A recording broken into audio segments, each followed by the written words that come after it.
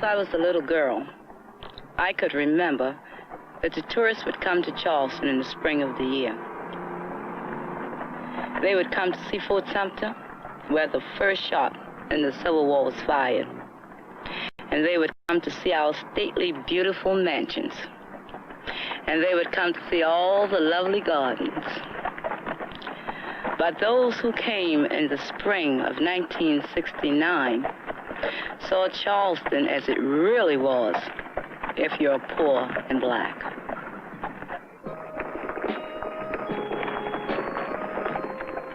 We as black people in South Carolina have awakened to the fact that we are no longer afraid of the white man, and that we want to be recognized, not because of our race, but because we are human beings.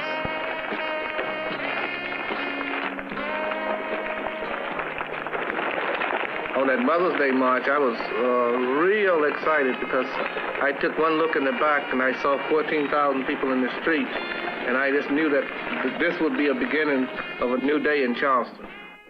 It was a new day in Charleston.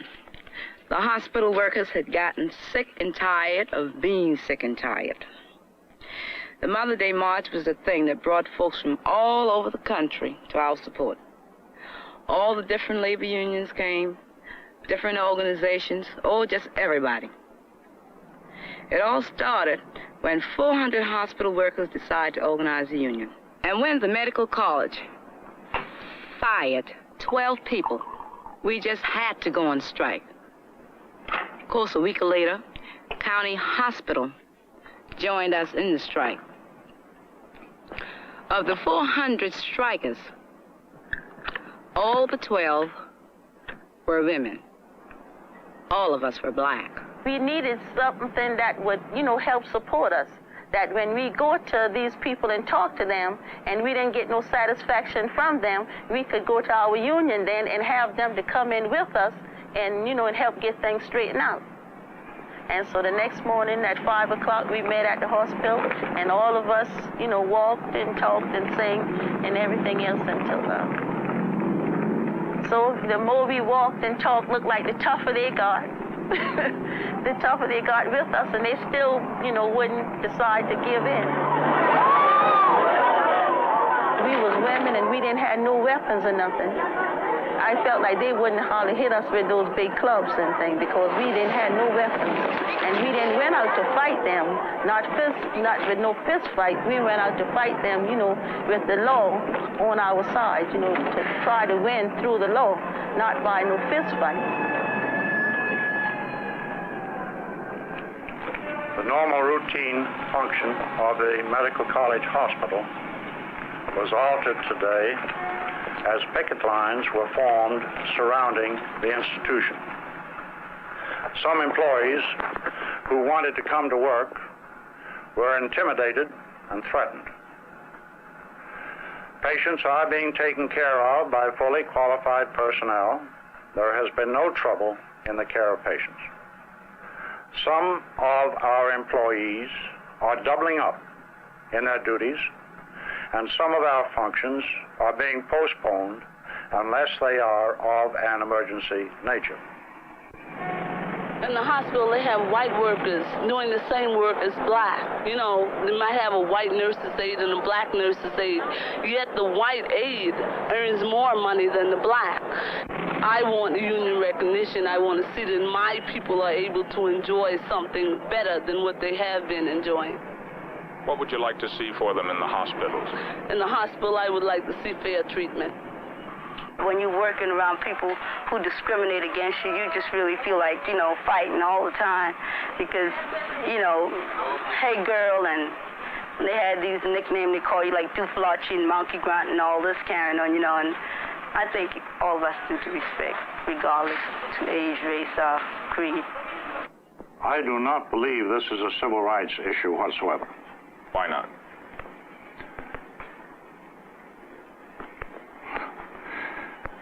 I just don't believe it's a civil rights issue. They are working for wages at jobs which have no relation to race, creed, sex, or anything else.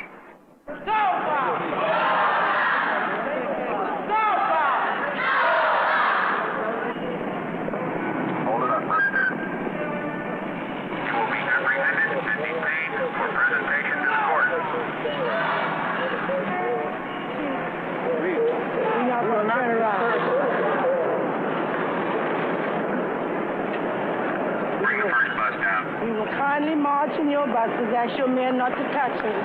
Let us walk in. These workers are well aware of the policy of this department that minimum force will be used. No unnecessary force is used in these contexts. Put a couple of men on the other side.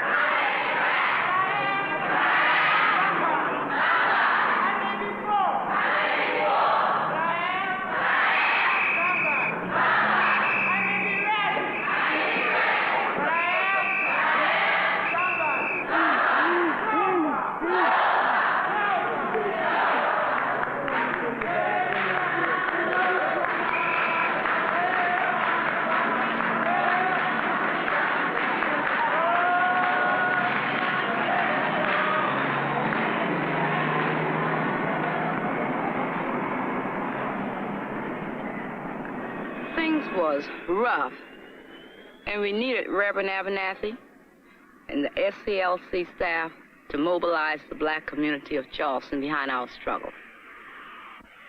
That night, we had a big rally at the Fourth Baptist Church, and the people of Charleston really came out to our support.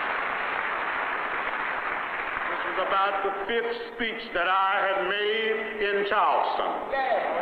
And every time I have been here, I've been taken to see the historical sites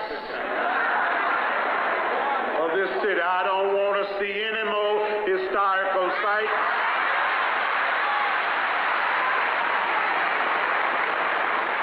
I want to tell you tonight, and I want to tell all of Charleston that we are going to all be saved together as brothers, or we're going to perish as fools.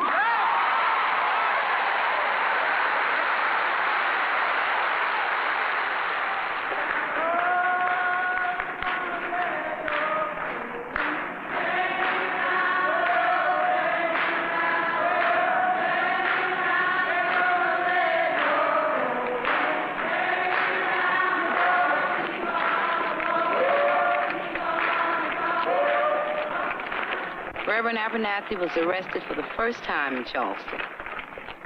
Leon Davis, the head of the local 1199 in New York, also was jailed.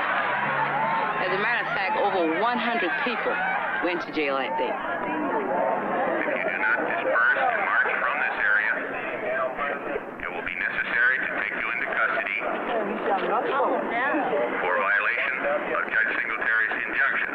You are requested at this time to continue the march to leave the area of the medical college.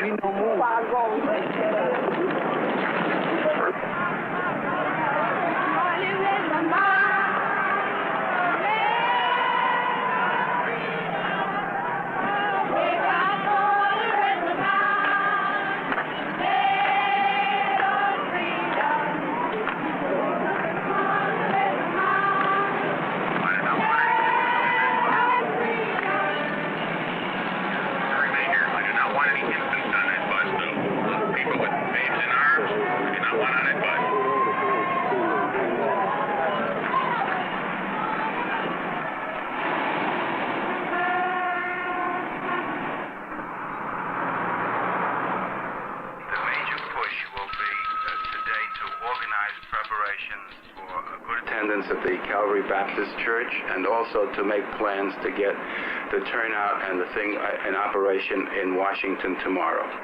The members of 1199 in New York really put out for us. Is there a report? They sent their leaders down to work with us, and their members contributed $100,000 out of their own pockets.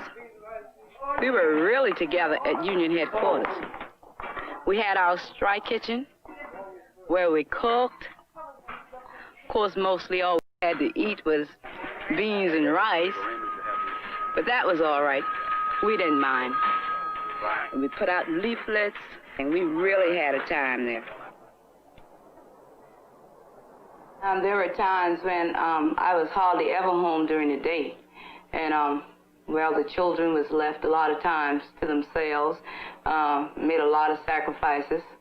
My husband, well, he worked, and he would have to come home and see that the children were bathed, and he would a lot of times cook, go to the grocery stores. As a matter of fact, I didn't see the grocery stores quite a few times during that period. And well, a lot of times he got sort of upset, and we would have to have a talk, you know, and I tried to make him understand that this was like my thing. It was something I had to do, you know.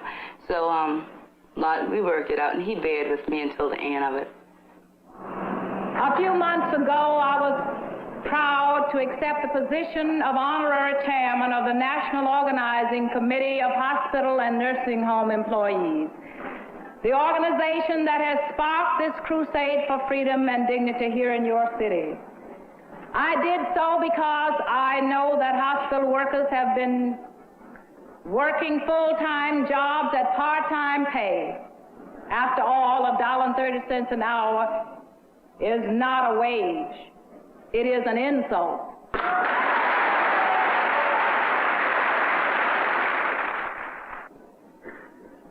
I also have another interest for being here, and that is many of the hospital workers throughout our nation are women, black women, many of whom are the main supporters of their families.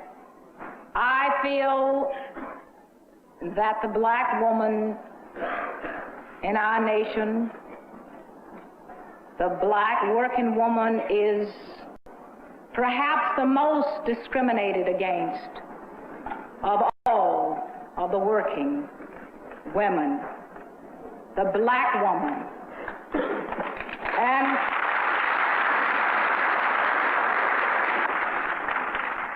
if my husband were alive today, he would be right here with you tonight.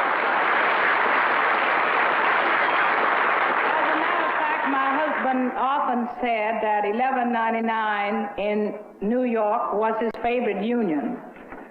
But after watching what you've done here in Charleston, I must say that my favorite union is Local 1199B.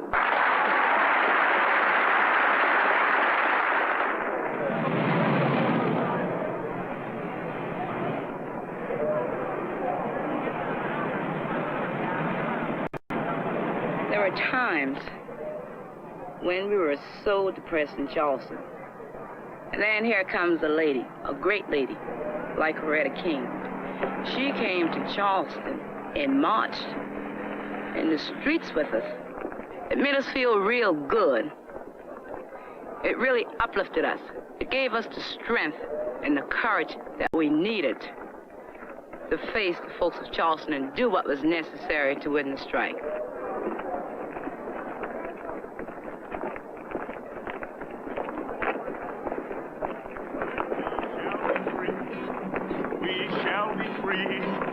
We shall be free today. For deep in my heart, I do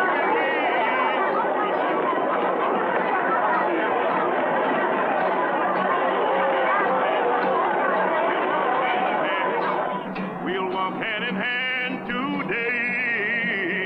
For deep in my heart, I do believe we shall overcome.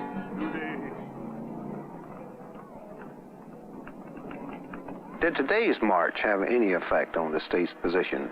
Well, no march and no action that anybody can take can have any effect on the state's position when it comes to union recognition and collective bargaining. There's nothing that can be done about that unless the General Assembly, in its wisdom, should desire to change the policy and set forth the machinery and the authority and the procedure by which you would operate. So marches and demonstrations and strong statements and things of this nature cannot affect the policy of the state. I want to tell the Governor McNair, that he ought to declare at once South Carolina not an emergency area where the state troopers will come in with bayonets and where there will be a curfew to get us off of the streets by 9 o'clock at night, But this ought to be declared a disaster area because the whole state,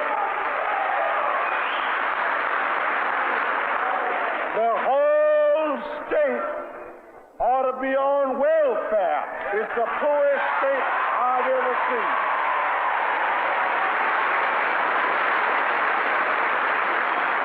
Now, I've been to jail. I stayed there for 8 days. I ate macaroni and cheese without cheese.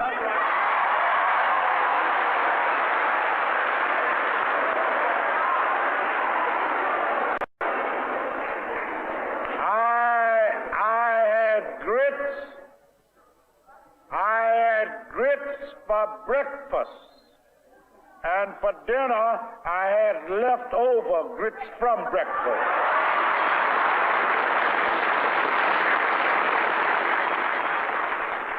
Jesus said that a little child shall lead them. And the black ministers worked closely with Reverend Abernathy. They gave us their churches for the rallies. They helped us raise funds. And I'm saying to you this evening, go back home and tell your mother and tell your father that Ralph Abernathy said that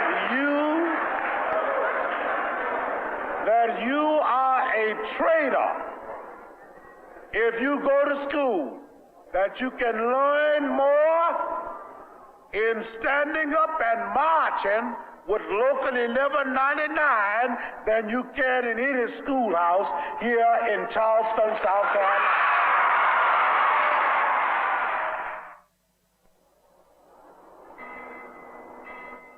That was the first demonstration that we led with the help of Reverend Orange, SCLC organizer, down on the Battery, as it's so-called. It's a historical section of Charleston. The only people around it is white and there's big historical homes. So we wanted them to know just what was going on and how the black people felt toward the strike. So we called a total strike of the school. We call it D-Day. And we held a massive demonstration there. I really wanted them to see that we were not going to just stay in the ghettos and have demonstration. That if we could go in their own community and raise as much hell as we want to, then they know why we're raising all the hell by the hospitals and in the ghettos.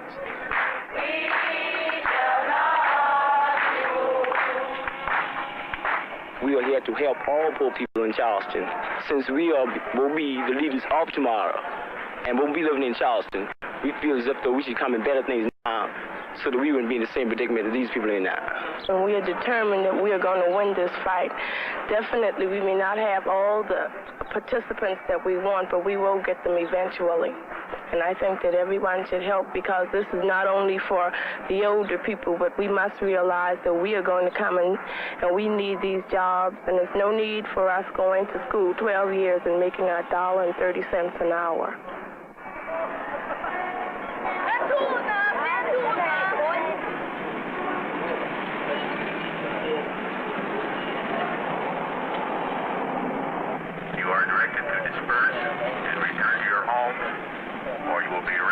Violation of this lawful order to disperse.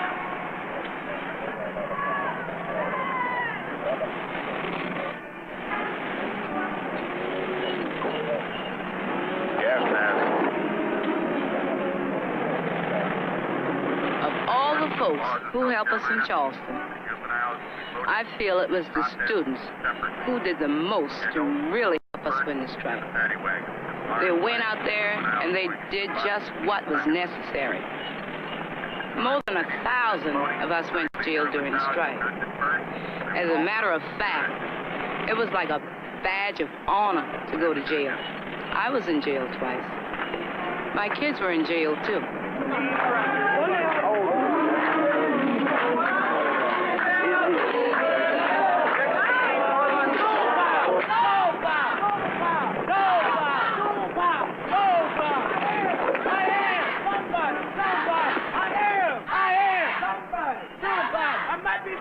I'm here to convey to the striking hospital workers, and I hope to every responsible leader and private citizen in this community, the fact that every union in the family of AFL-CIO throughout the nation is with the hospital workers in this struggle. We are with them, and we are prepared to stay with them until their goals, which are extremely reasonable, are attained.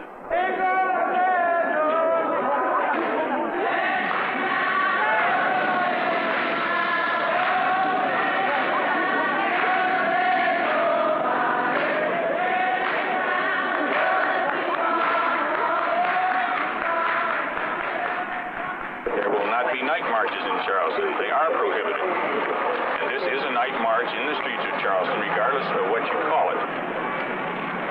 We are not engaged in a march. We are engaged in a prayer vigil where you pray. We are peaceful, and we are headed to our spot where we will have our vigil, where we will be in prayer all night for the hospital workers and for those who continue to deny us justice and equality and a livable wage. The crowd is not dispersed immediately and go peacefully to your home. It will be necessary for me to start making arrests. Everybody kneel down.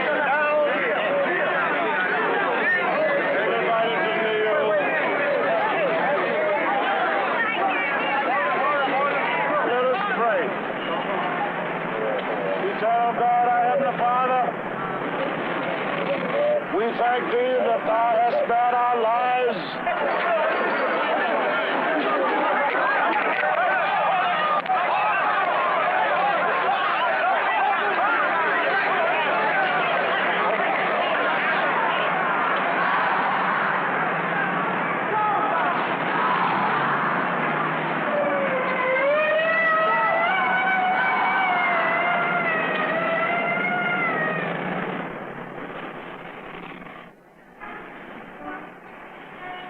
Can you hear me back there, brother? You all right back there? All we want to say is that we can't win this fight unless we all stick together. Reb Abernathy can go to jail twice for this town. He's down there in jail now under $50,000 bond. Now, he doesn't like jail. He's in jail because he knows that he's got to do everything he can to support poor people. That's right. Now, you have to support poor people, too, because you are poor people. That's right.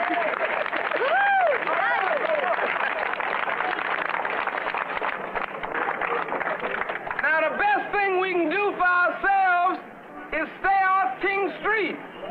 Now, we're not fighting for the hospital workers. We're fighting for all poor people.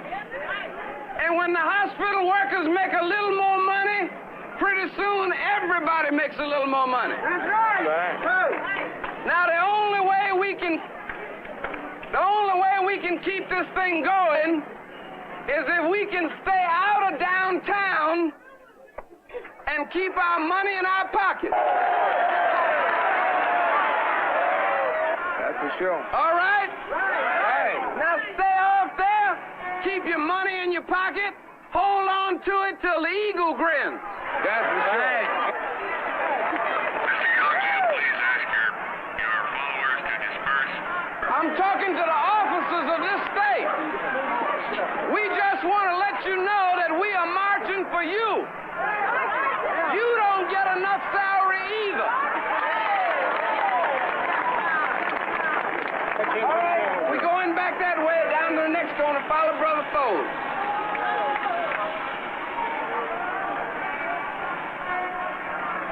We realize one thing that the white folks understand, and it's all we bought was food and medicine. And do you know, it cost the business community over $15 million. After 100 days, the medical college agreed to settle the strike. All of us went back to work at medical college, including the 12 that the administration claimed would never work in medical college again. We won wage increases of 30 to 70 cents an hour. We won a real grievance procedure, one that we could understand.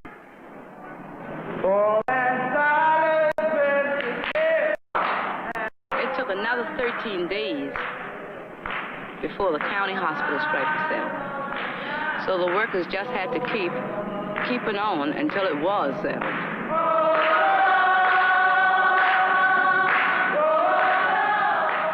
The county hospital will rehire all striking workers to job openings for which they are classified without recrimination or reprisal. 42 job openings are now available. The county council will make every effort to return the remaining workers to employment at the county hospital within a 3-month period. On behalf of the striking workers and chairman of that group, the workers of the county hospital who have been out on strike have agreed to end their strike of 113 days and return to work. In keeping with the agreement reached with the county council, we have met with members of the council for the past 3 days, and we are confident that all workers will be reinstated in much less than the 90 days mentioned in the agreement. The 65 striking workers are dedicated to the Charleston County Hospital, but also to one another. We are returning in a new relationship of mutual respect and dignity between the workers, the county council, the hospital administration, and the entire community. Ms. Simmons, what do you think this strike has accomplished? Well, we gained recognition as human beings, for one. We gained that recognition as human beings. The strike was one of the hardest and most important periods of my life. We had to fight the whole power structure of Charleston and of South Carolina. We were up against Governor McNair, Mendel Rivers, and Strom Thurmond, just because we wanted to have a union. But we proved to everybody that we could stand and fight together, that we were ready to sacrifice, and that we would go to jail. And if I didn't learn but one thing, it was that if you are ready and willing to fight for yourself, other folks will be ready and willing to fight for you. We learned that you gotta be together. That's what a union is all about. We built a winning combination of 1199 Union Power and SCLC Soul Power. 1199B is here to stay in Charleston.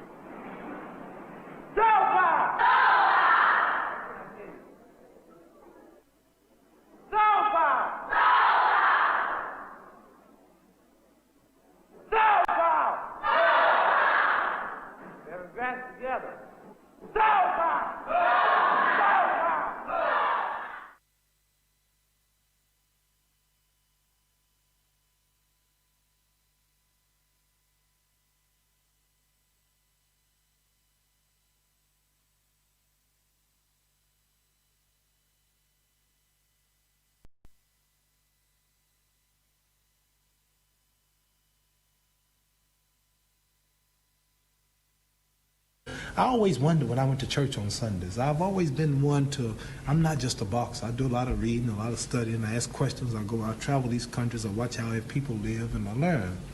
And I always ask my mother, I said, Mother, how come is everything white? I said, why is Jesus white with blonde hair and blue eyes? Why is the Lord's Supper all white men? Angels are white, Pope and Mary and even the angels. I said, Mother, when we die, do we go to heaven? She said, naturally we go to heaven. I said, well, what happened to all the black angels when they took the pictures?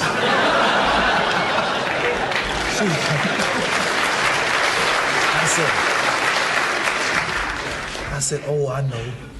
If the white folks was in heaven too, then the black angels were in the kitchen preparing the milk and honey. She said, listen, you quit saying that, boy. I was always curious, and I always wondered why I had to die to go to heaven. Why I couldn't have pretty cars and good money and nice homes now. Why do I have to wait till I die to get milk and honey? And I said, Mama, I don't want no milk and honey. I like steaks and I said, milk and honey is a laxative anyway. Did they have a lot of bathrooms in heaven? So anyway, I was always curious. I always wondered why. You know, Tarzan is the king of the jungle in Africa. He was white. White man. I saw this white man swinging around Africa with a diaper on, hollering, oh! Do you all see Tarzan over here? Right. Tarzan? Yeah. And all the Africans, he's beating them up and breaking the lion's jaw. And here's Tarzan talking to the animals, and the Africans been there for centuries, and he can't talk to the animals. Only Tarzan can talk to the animals. I always wondered why. And Miss America was always white. All the beautiful brown women in America, beautiful suntans, beautiful shapes, all type complexions, but she always was white. And Miss World was always white. And Miss Universe was always white. And then they got some stuff called White House cigars, White Swan soap, King White soap, White Cloud tissue paper, White Rain hair rinse, White Tornado flow wax. Everything was white. And the angel food cake was the white cake, and the devil food cake was the chocolate cake. I said, Mama, why is everything white? I always wondered, you know, and the president lived in the White House.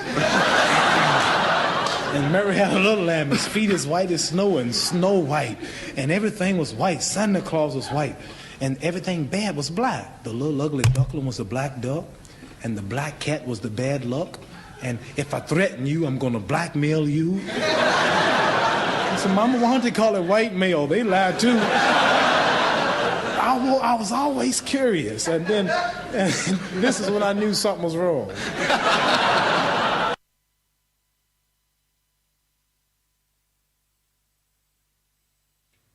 Greetings. Things in Time still with you. Yeah, man, we're going in the classroom early, and we are trying put some reflection on the mystics that are taking place out there, sir. You know, we like ourselves over this side here, because when they were canvassing for Brexit, there was a whole heap of thing about anti-Semitic and so forth. I mean, I say, we are saying a racism.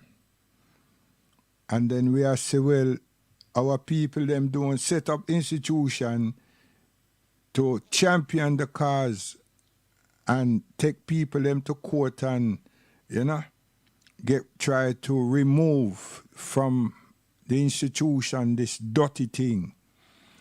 But it's a learned behavior, and it's an acceptable behavior by the state. And for some people out there that love to argue and think so that them can win an argument with an English person, this time, it's not about the argument. It's how we are being portrayed and have been portrayed. And how they have received, or what they have received in terms of education or information relating to us. So I take a different stance, you know. I put up on my Facebook, George Darwin, you know. Yes, Darwin. You see, one of the major culprits that this country use and him misuse us and the evolution and of man, of human being. You see? And those people, this man projected and claimed that we evolved out of the animal species. And them, you know, them, other than black, them come from God, you know. Yeah, God.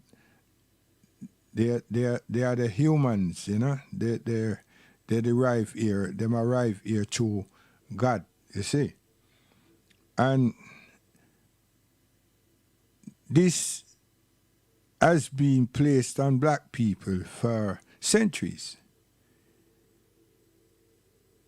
And then we are constantly played the game of hula hoops. Me like to say hula hoops though.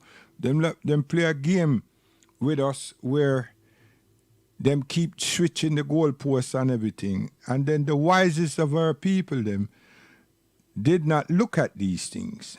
And if they did, during them times, they didn't have no platform or stage or any, yeah? Because during them times, them people, them put black people, African people, in cages and displayed with all around them and about them in throughout Europe and then the Americas. So the gross hostility and the gross racism and discrimination, but great hostility were inflicted upon us right here and throughout the European world, the Caucasian world. Them humiliated us. And these are charges that should go against them, should be brought against them. Gross charges against us, against humanity. You see, to win an argument with an organization or a group of people doesn't cut it. We're talking about life experience. We're talking about gross misconduct. We're talking about discrimination. We're talking about racism. We're talking about slavery. We're talking about death. We're talking about murder. We're talking about lynching. We're talking about horrific murders. We're talking about inhumane treatment. That's what we're talking about. So if we follow some other people's ways of projecting what we have experienced and our ancestors, our parents and our grandparents have experienced, then we're losing it. We don't understand what is taking place. If we start trivializing with different peoples to just have to have a big argument and get televised and this type of thing. This is not the day and time for them kind of ignoramus, nonsensical foolishness. To go and bloody your nose and get someone else's nose bloodied and everything. There's nothing fruitful about that. Because the best thing to do is get for your bad man and them their bad man and make a ring like what we did in boxing, and then we do that for them and them still do that and everything. And then we square off. And the winner is the winner. But what does that change? What does that change?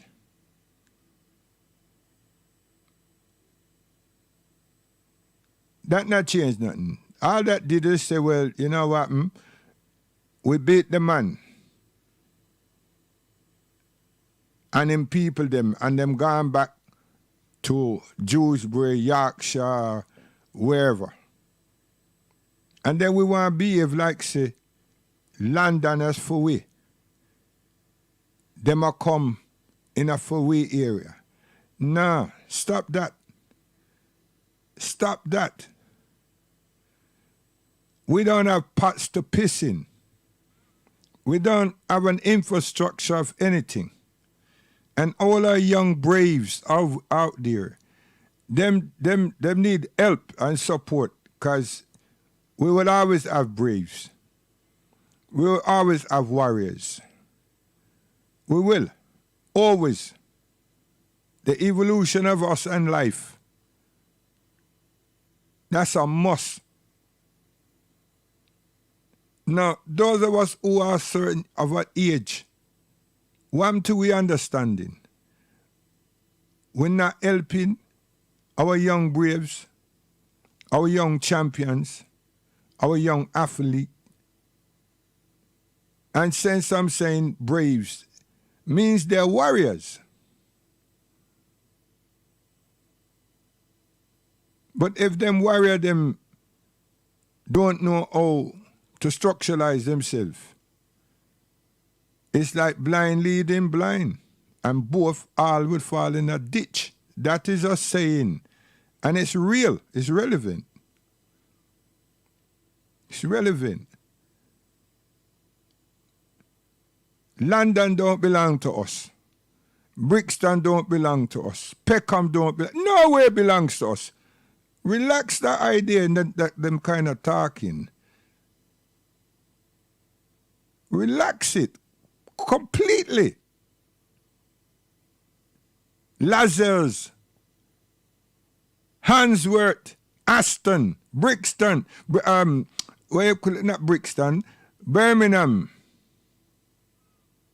Bradford, Leeds, Manchester.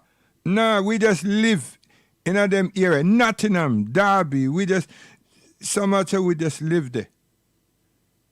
No infrastructure. Yeah, we have a lot of sound systems, or we used to have a lot of sound systems in those districts. We used to be enough people in them districts. That was a time. Ladbroke Grove, Shepherd's Bush, Kilburn, Willesden, Harsden, Neilston, Hackney, Stewart, Newington, Deptford, New Cross Gate, Lewisham, Catford. We no want nothing. There was a time that we was enough in many of them areas. There was a time when we loved each other in those areas. That time gone. The elders among us are supposed to assess and evaluate what caused that depletion. And then you see that was a thing called gentrification. We were never allowed to structuralize ourselves. So every community we are talking about is an Asian community, whether it's Bengali, Indian, Pakistani, you know, and them don't see themselves like that when they are building a community. Them just see themselves as a people, Sikhs, Hindu, Muslim. And you know that all of them can get on to a level. Some religious bias and some dislikes and different things, but them know on general terms they are one people and they're going to build. Who isolate them and set them up like that? The British. So them have a hostility, and them have a racial hostility too, called a caste system. And I would think that every culture of people, them have a prejudice. Because every human being, I think, have a prejudice. But to be a discrimination, no. They may discriminate against others, but not themselves. So we must try to understand certain things as well. But communities, no. You understand? Why the pandemic was here, or still is, because we don't understand what is happening, really. Well, I don't, and my family and people around here. It gave us an opportunity. Not that we wanted it, but it's how it turned out. And we need it, really. The wise one among us recognize that a change will come out of us. And it saved a lot of lives. Remarkably, isn't it? Our young people, them. And it made us know our children. And our children know us. And it made us know the places that we live better than we've ever known these places, the places that we live. Because some of us is always on the move. So we develop a lot of patience and some tolerance and a lot of experiences. Even though it was by force and being in the dark. But we are meant to come out of this and assess ourselves and improve and better our social state and condition. Families and a collective in the areas to which we reside and develop. And develop. And if we care about our children, then in these 3 months, we know that there's so much things that we didn't do. Many families know that, you know. Many things that they didn't do. They were never in the space for any long given time, but at this time, this pandemic, everyone was in the same space. Mother, son, father, baby father, you know, them transition talking, and all these people. And who never used to show affection and care, it happened just then. So we shouldn't lose that. We shouldn't lose that. I want to use my program, whilst them I try to show we say that we're on the way out, to show, oh, no, the infrastructure that me a chat about, and I'm pushing, why everyone have seen and recognized how essential and how valuable that is. No one can miss it. No one, not one has missed that. Not one can object. I mean, I look nothing. Because I'm a black man. I'm an African. And I live here. And I've done good for myself, with my family, to my family. Most importantly, my mother. So I've got my background. I've got my stability. But I was also part of that transition of immigrants, immigration in England. So I don't champion Windrush as much as I understand that Windrush is a ship. I don't like party, I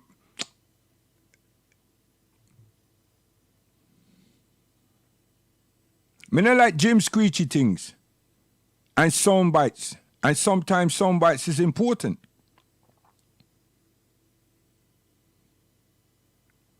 Parties and politics are an idiot thing. Because it creates division and intellectual hostility for no given reason. Our situation is immigration backed by racism. In England, it had not a damn thing to do with no Windrush generation. Because the Windrush generations are people them who volunteer to come to Rotted, England. Let that be understood carefully and clearly and concisely. The people that come here to rebuild England come here and was brought here through immigration. There's a distinction. A very clear distinction. People them who talk like this don't want to represent legalities. They want to talk wide and broad and everything, and don't want to take the righty thing a court, human court, the international criminal court, all these places and get justice. They want to argue. This arguing bullshit now take nothing, ain't not help nobody. The person who set the argument said let him win the argument and move on. Move where? Condition remain the same. The argument, the discussion remain the same. No change, no structural change, no nothing. Everything just remain the same. Hot gossip, yeah, I know it's racism and this and that and my mother and my... Right? What are you changing? This country is based on laws. America is based on law. You can't change nothing without showing them so you understand for them law and go and show up the thing in their law. And that's a long, drawn-out pursuit. But we have the patience, we have the tolerance, we have the longevity, we have the skills, and we have now the know-how. What? There's not a one out there that can tell anyone that when them get a flat that they didn't know about eviction order. They didn't know about tribunal. Huh? And them thing we have to learn. And what you have to do with the tribunal, learn how to table your represent yourself and table your case. Not the people that were stamping all over us, misusing us, and having a laugh. And then take all we belongings and put it outside on the pavements. But we learn through harsh discourse. But we got to the court them, the magistrate, the tribunal, and project we case and come out many times victorious to get what? Accommodation.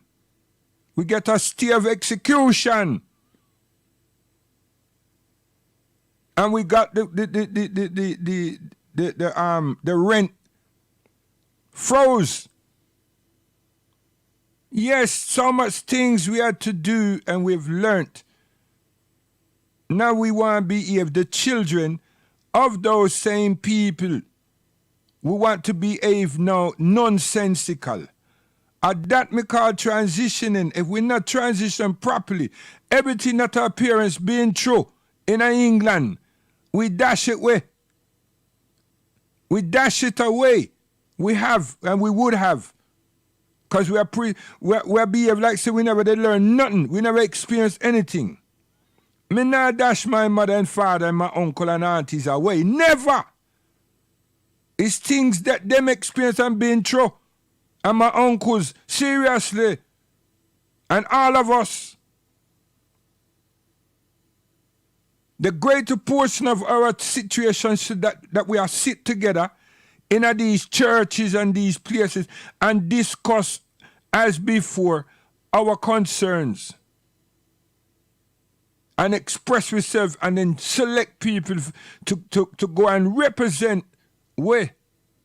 But we got to a stage where we just represent with one another, which is natural, but we disconnect. So the thing that me experience over this, over here, nobody else don't know how that work over this, and them experience the same thing, and them need that kind of information, advice, so them can represent themselves likewise. We're not sharing. Only when we see something like what just happened the other day, now we start having all this thing, which is natural again, because other people that don't look like we, but them soul, them spirit, holding the thing. Now we let egos of someone that don't look like we get our children involved in a something, and them gonna have a battle, and I'm gonna defend London, and London are for we, and these statues. No, serious. Relax that. Relax that. And anytime someone like me I chat this something there, a lot of you out there think said, nah, at them and the people like give up.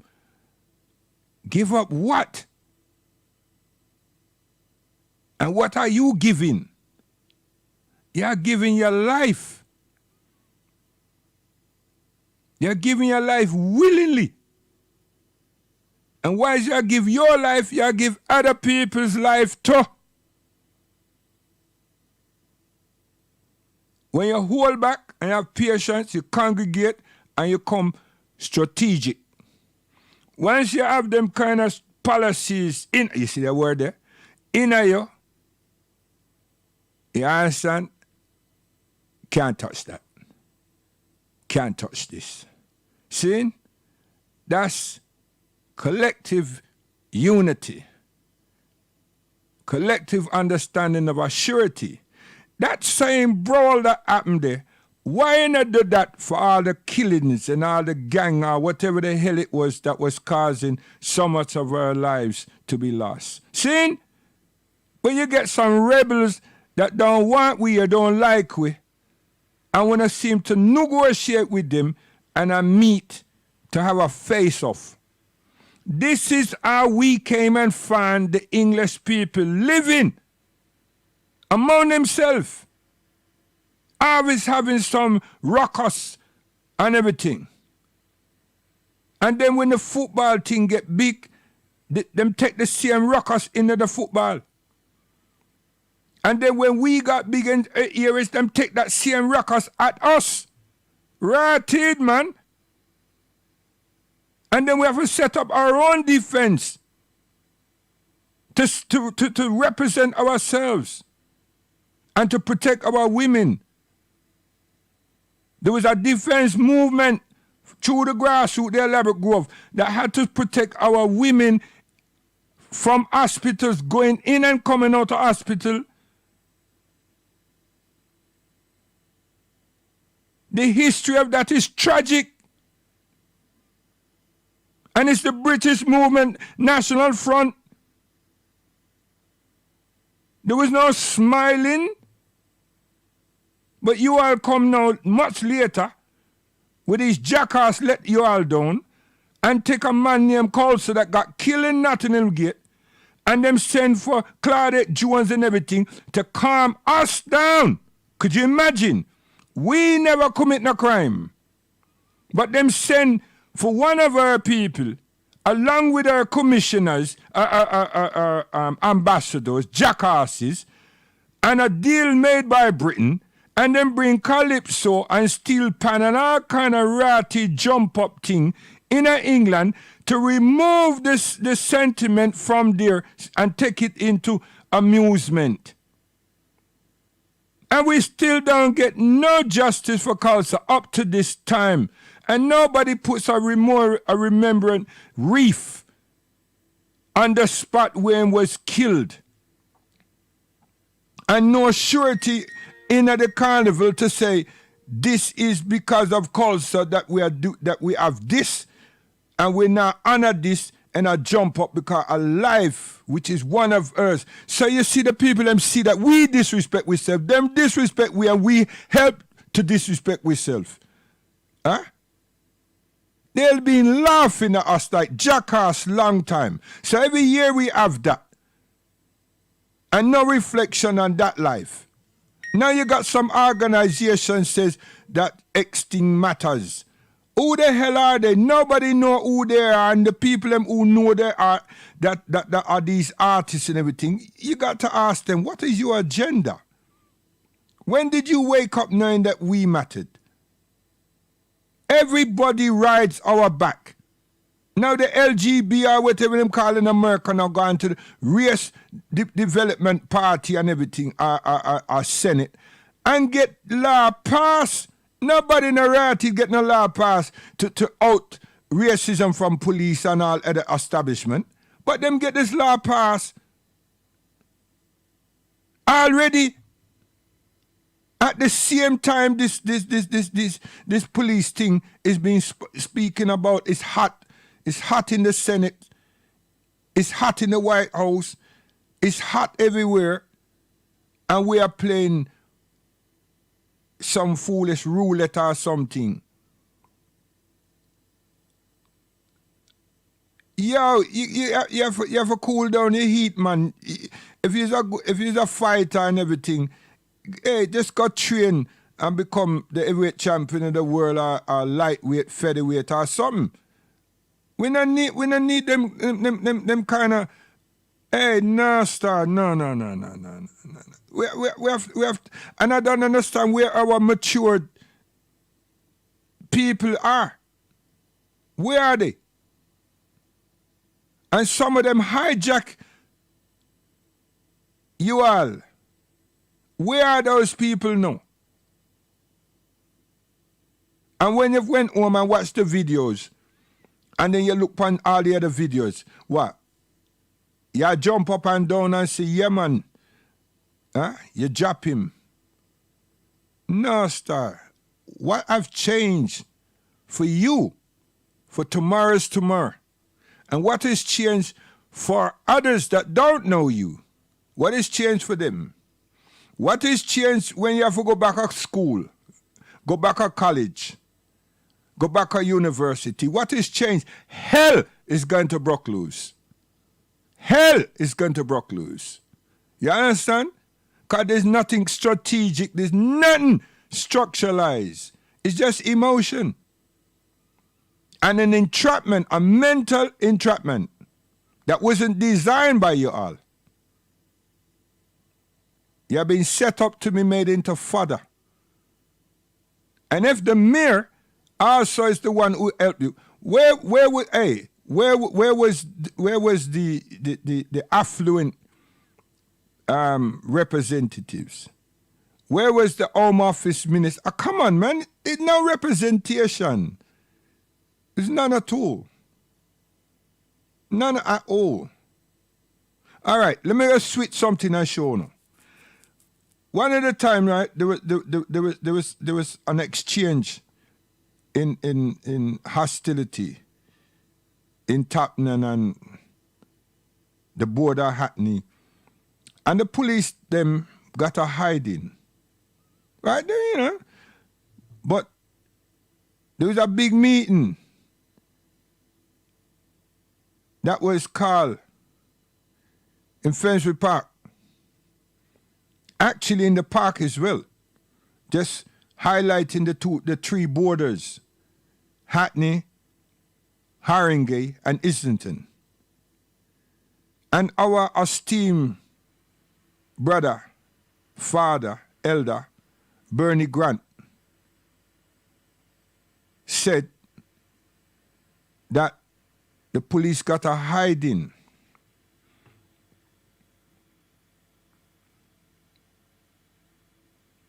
Him say other things, but him use them words there.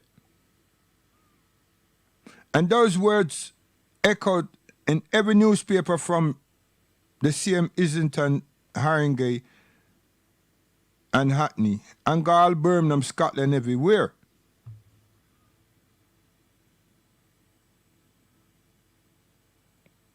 And it was days, not weeks.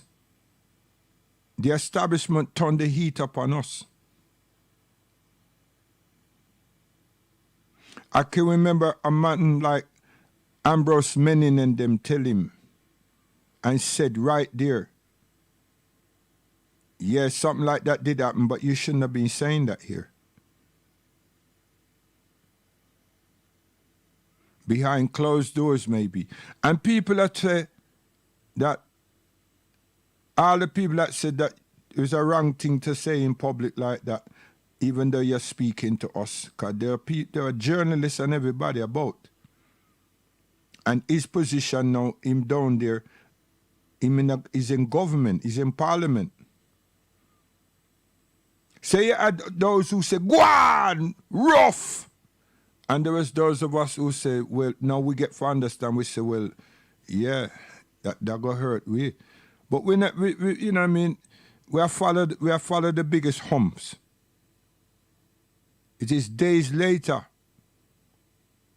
that those humps that we're saying it going to hurt we experience it. And the people them who live on Broadwater Farm and all around them area there, and the people live a Hackney.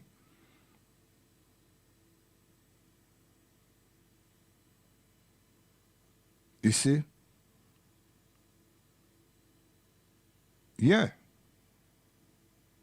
And nobody could have moved around Haringey and Hackney particularly. And all around the farm. That's how come you have the riot and everything up there. These were tragedies, man. And on reflection, we came out the worst. Who's we? The African people, we come out the worst.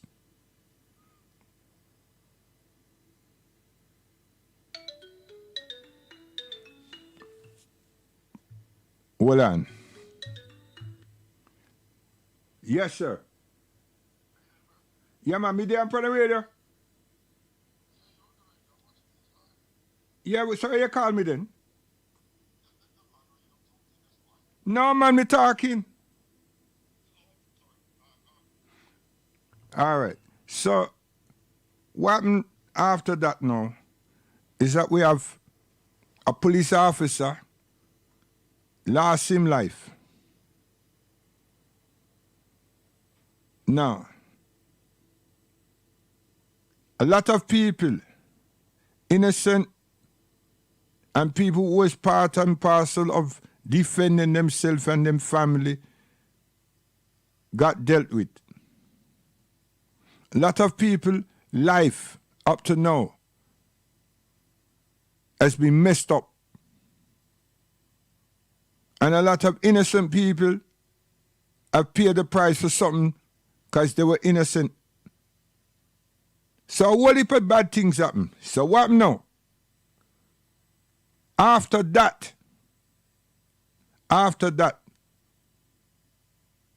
the people who live in a council estate and the Broadwater farm and all these things start getting evictions and so forth. A whole catastrophe.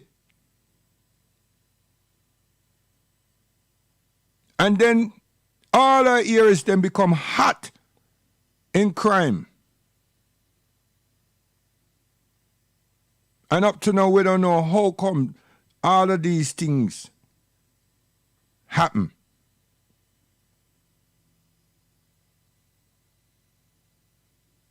Them just decided them gonna fix us. So those of you try to say, well, boy, I mean, I understand all that, you know. Go down to Brixton and examine that too for yourself and ask them, what became of Brixton after the riot? How did Brixton fend after the riot up to now? Because now, and you know, the last 15 years gentrification took place, but them stranglehold the area. Them stranglehold the area. Stranglehold it. So people couldn't survive.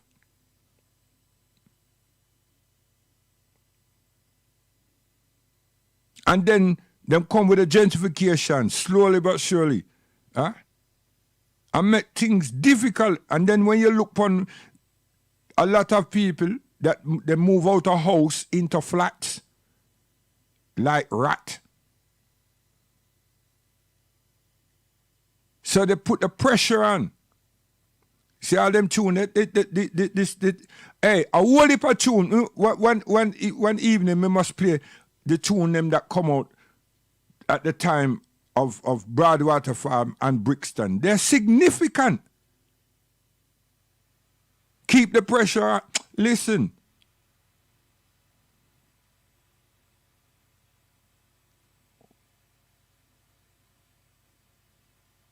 And the elders them in Brixton who know law and who represent, who worked in what we call the law centers and everything.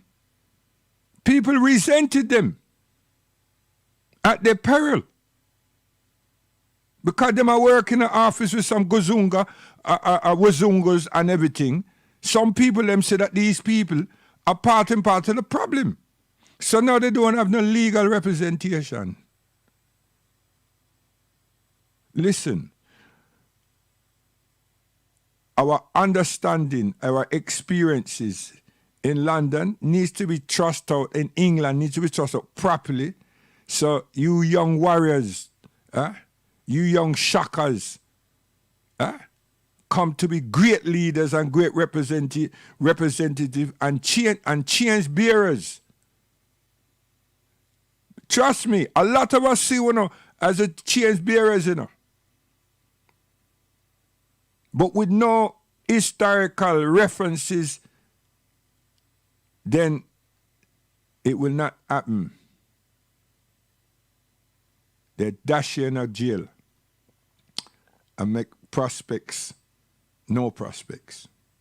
They have the power to do that because we don't have none. We don't have any. Right now we need it to have medical fraternities to help our elders, advise us, advise them, and so forth. And we come up wanting. All the Asian community, Muslim community, Sikhs, everybody, them have all of them things as a collective, regardless of religious, their culture exemplify one thing, harmony. Yeah, they just fight and they dislike. But you know, they have a common purpose, common goal. No one can defeat them on that.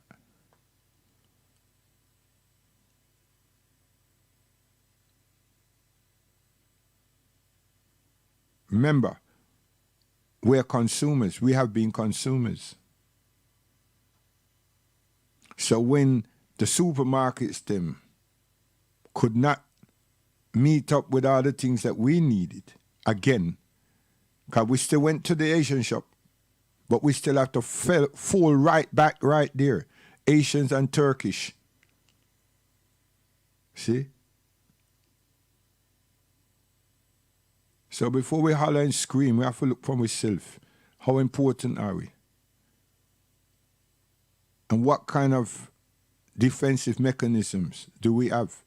Because if there's a group of people here right now, and they must say, well, them is the such and such. What about another area? Do they have the same?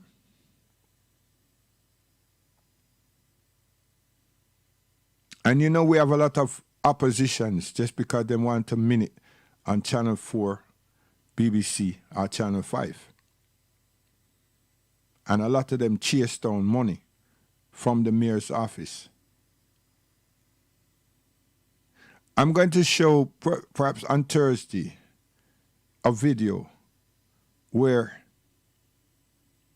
millions of Asians, Indians, died at the hand of a British action.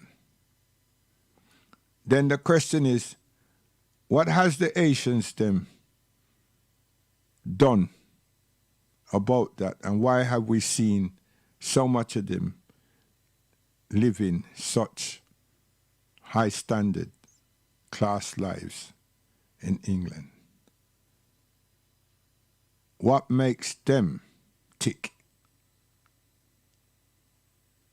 See?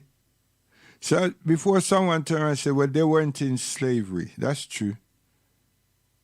But there were some seriously barbaric damn things that happened to them.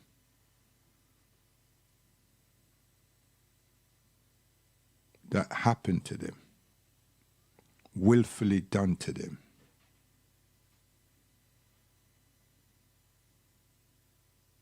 So what I'm saying, young people, and adults, fathers and mothers, is that despite all of that, and they are taught it, look around you, especially here in London, what they have accomplished and how they go about themselves. I know, yeah, that, you know, they treat us bad. There's no doubt about that.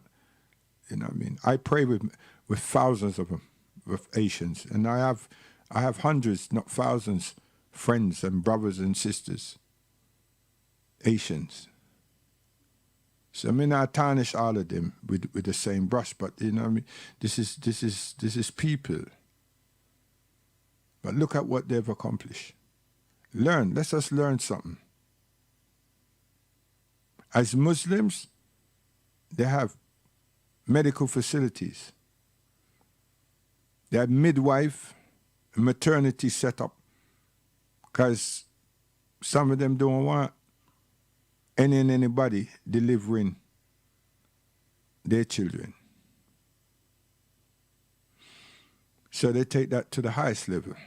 What's that? Educating, qualifying, and then through national health guidance and everything, set up medical facilities, medical centers with all the right certification, all the right health core, everything. Better than Grenfell. May I tell you? Everything done legally, above board.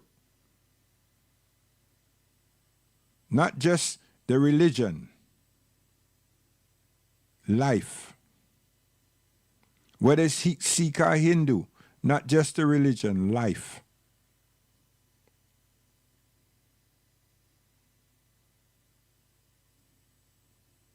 Go to Southall, but before you even bother go down there, sir, go to Hackney, go to Stoke Newington, go Romford, go East Ham, go West Ham.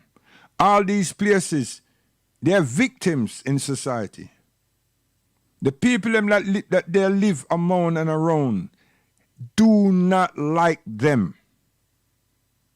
It's my fathers, her fathers, that helped them. That helped them.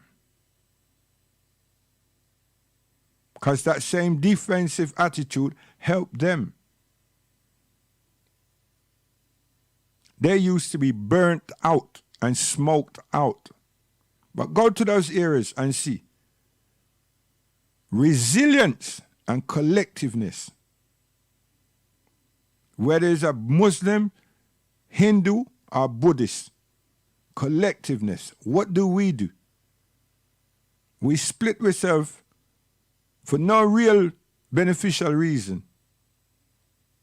And then we come together for a dance. And the dance don't even stop to say, well, here what happened? Give thanks for the gathering, but yesterday, last month, X and X happened, and we not tolerate it no more. Huh? It could have been my son, it wasn't, but it's somebody else's son. And for one of my brethren, a man we know, a family we know, we speak to them, speak to we. A them child get stabbed up and dead. The ones who don't do that, what them do? Them take them son and them go to Europe.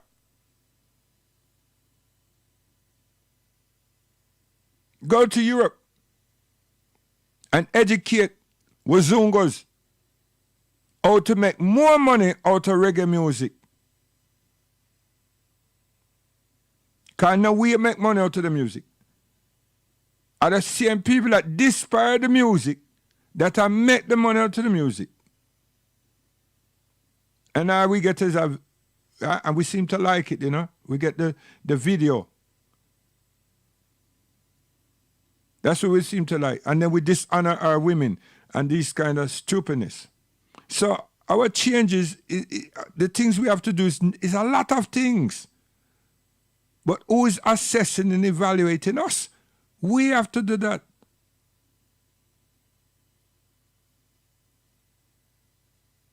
The same way the man can come and spark off people.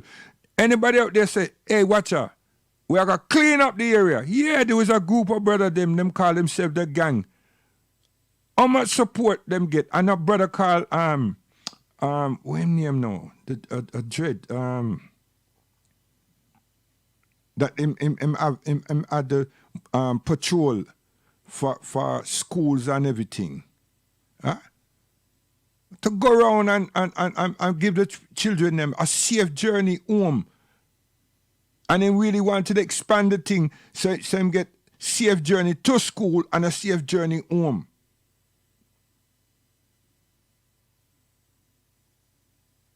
But our thing don't retain consistency.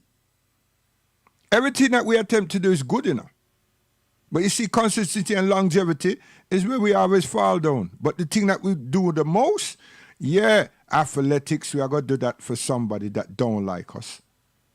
And if we try it like me now, me would have like a set of people that talk to Usain Bolt and talk to all the rest of black athletes for England and Jamaica and everything, the Caribbean. I say, watch her, you're strike, you're not running. But they're going to tell you, so you're going to pay me. And see, what is the value? What is the value? That's what they will say. Yeah, you're going about strike and don't run, but can you pay me? See? That's how idiotic we are. It's a no-starter. Tell the cricketers, when they come to England, don't play. Come, do not play. Well, no. The Governor General set this thing up long time. And we can't do that, man. We can't do that. Yeah, there's other people that want this. Everybody don't want what you want. You know? And that's why we're in the predicament we're in. And that's why we will maintain and contain that position. Because we're not serious. We're not serious. See? So everybody got hooked because we're human beings. And the rest of the people in the world got hooked by it because we're human beings. Our soul, their eyes actually saw what's been happening to us for years. But the difference is everyone was in the same space and it resonated into their very being. So they didn't necessarily have to be white or black. They just had to be human and their eyes saw that, it touched. Now, what have we done? What are we going to do with that? We let people come say, but we are going to defend and lick down and pull down statues and everything. And this thing is going to get branded like that and done like that. And then it's going to be whip change and everything remain the same. And it's just going to be a memory that 2 weeks, the whole world did something, but those blacks, you know how they are, right? You understand? And that'd be a shame. Because the same damn thing happened with Stephen Lawrence. Same thing. If not for the longevity of the family and seeing the course of 22 years and so forth. But what has changed? They made his mother a dame. She's up there parliament. She has on this jelly beer type of thing and so forth. Huh? But what has changed for our young people? What has changed for us as black people? The fact that we can remember he was murdered. And then to look at the case and to look at the event, it's been painful. Similar thing, Nelson Mandela, how many years in life? And then what? Some kind of deal took place. Get rid of the wife seemed to be part of the exchange. Many of you need to look at that, right? And then what? And then what? A token position saying that he's president, and then what? And then what? A lot of black people go to South Africa and they go all the white people area and the most affluent because it's beautiful. But don't go down to Cape Town, go into Johannesburg, go in Soweto. Everything remain the reality the same. See? So white supremacy and everything remains because we behave like we dumb. No consistency. And how long is time? None of us can put time down and grab time. We have to use the time to the best of our ability. And we have to transition the time to our young ones so that they do not retain that which we did not do or did do. You understand? Because we're not paving the way. Now this generation come here now with Barris, including myself. It's a new government, not Barris. All the people them that behind the scene. It's a new set of people. That's transitioning. How much of those people do we know? Do we know where them come from? Do we know what their politics are? Do we know what their ethnic and social persuasion is? We don't know nothing. We don't know anything. Because we're not working at that level as a people. So when them drafting UDF or what them call themselves, different people into the force like America, are we gonna get hurt? You don't see what they're demonstrating? That them have the power.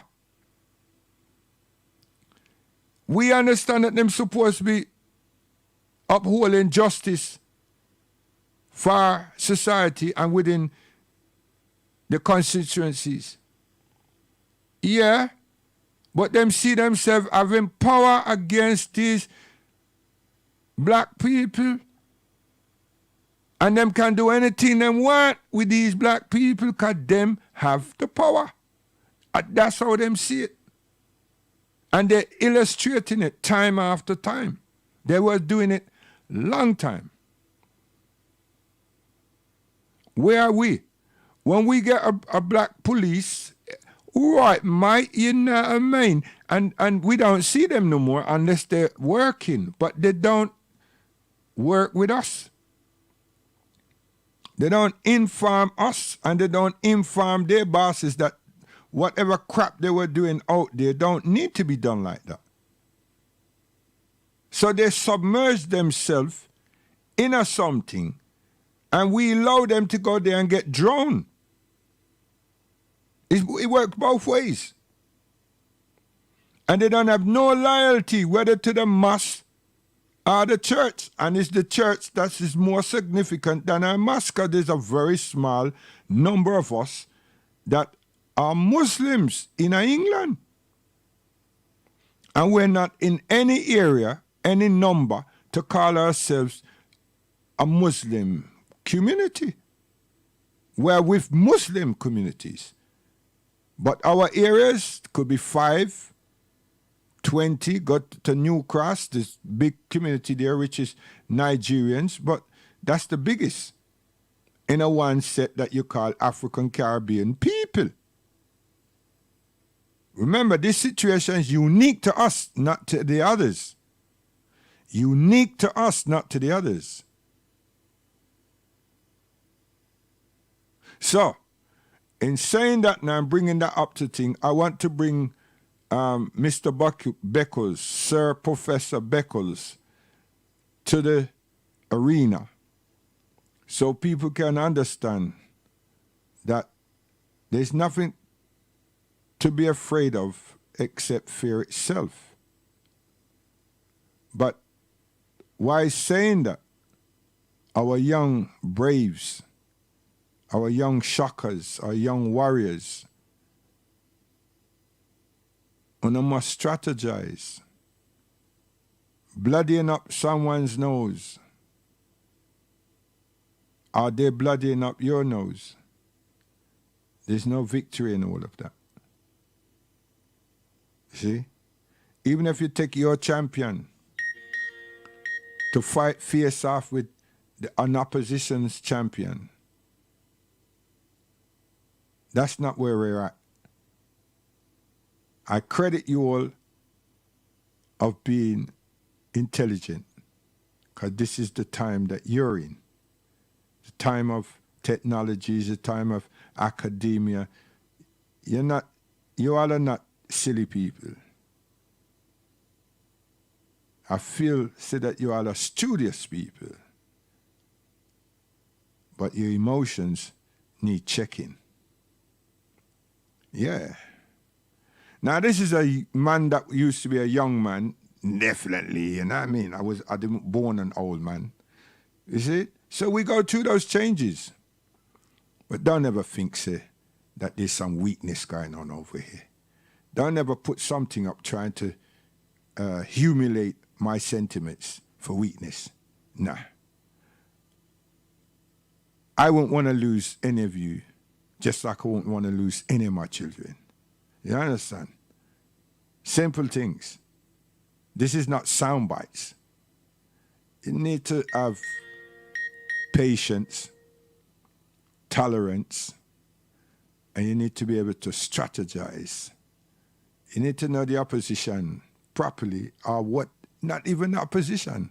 What is it that you intend to do for tomorrow's tomorrow? Not for today, not for the moment, man. This is not a boxing match. It's not. If any of you can tell me so that you intend to have your own corporations and this and that and everything, employ yourself, say, yeah. If you say, well, that's what I want, and say, well, there you go. You got to start behaving better than that. And then if you say, well, yeah, I'm going to do this, and then I'm expected to run after the, you know, go after the continent, I'm saying, okay. But when you say, well, yeah, I'm going to do all this and I'm staying here, I'm saying, well, I'll tell you, you're going to smell shit after shit after shit. So follow those people that you want to tell you, say, that this is going to become yours. Nah. It's not. Britain? Become black? Right. Hey, you see, when Huddle was the manager of England, that was the closest time at least 9 black men would have started for England. You see? Yeah. 9. Remember, number 9. 9 human beings. 1, 2, 3, 4, 5, 6, 7, 8, 9, 10, 11. You see? Would have been starting. Not line up as part of substitutes and all that. 9. See? I'm telling you. So, I want you to listen.